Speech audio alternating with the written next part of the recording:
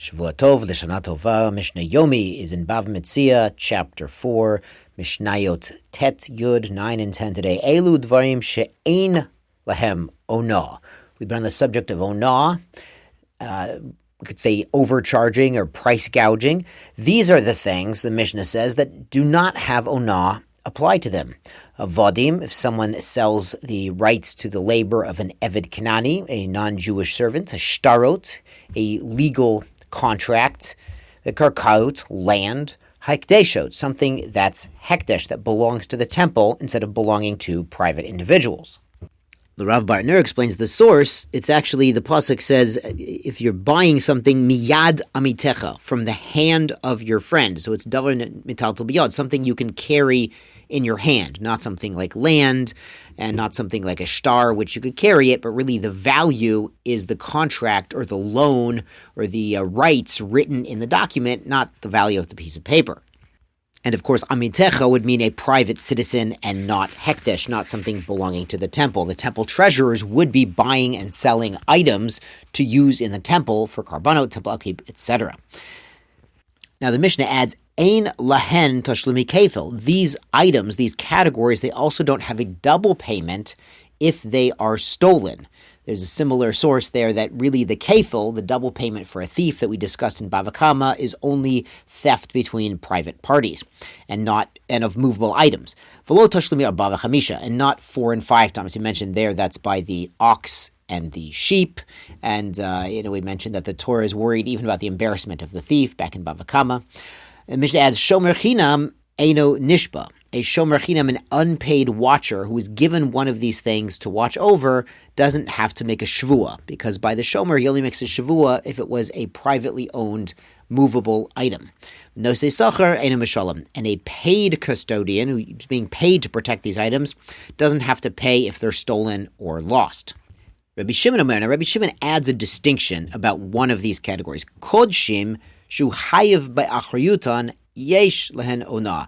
If it's something that's going to the temple, but he's chayev ba'achriyutan, he bears responsibility, then there is onaah and also the kefil, etc. Now, when he bears responsibility, it's when an individual, he or she says, I am bringing an ox as an offering to the temple, or I am donating 100,000 pesos to the building fund of the temple.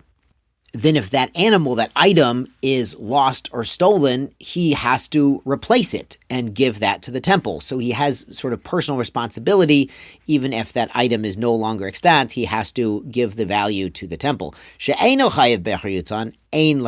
he's not personally responsible to replace the item that he's giving to the temple, there's no onaah. We discussed this in devarim. You could make a vow of, I will bring an offering, I will bring a carbon olah, or you can say this particular animal is a carbon olah.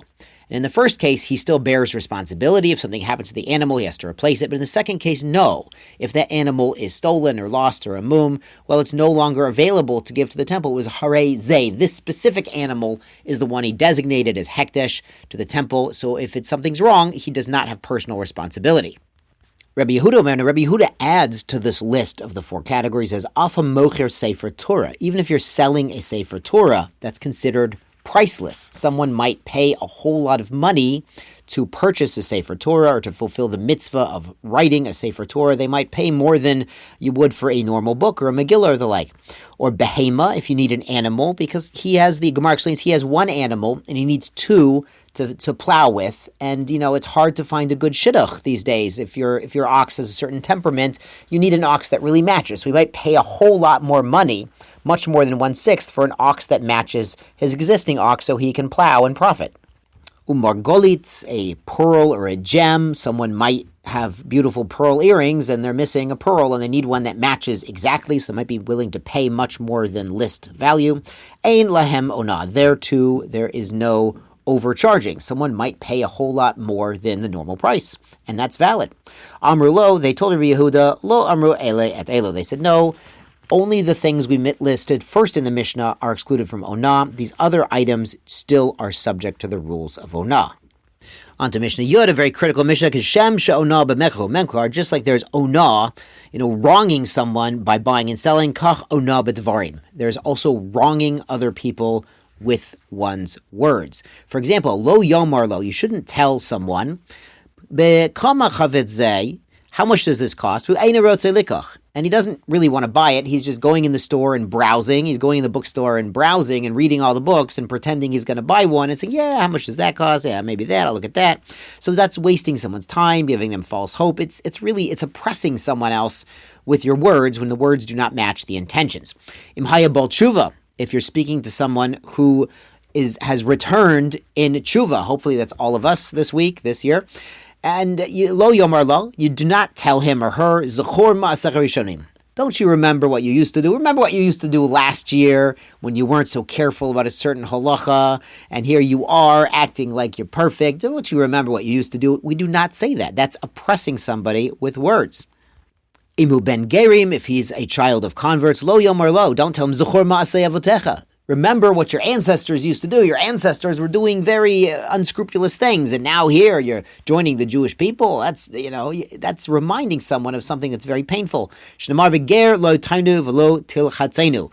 A convert, you will not cause pain, and you will not oppress him. Now, this child is the children of converts, and of course, insulting the children is causing someone great pain as well, and causing someone emotional distress is not only a tort, but it's wrong in the Mishnah. Now, in the Gemara, over Daf 59, in the Gemara, they discuss some cases. They discuss how David HaMelech was accused of certain crimes that he didn't exactly commit with Bathsheba, with his marriage to Bathsheba, and how that relationship started. It looked very scandalous, but he was accused of things happening in a way they didn't actually happen. And so that's one of the examples given.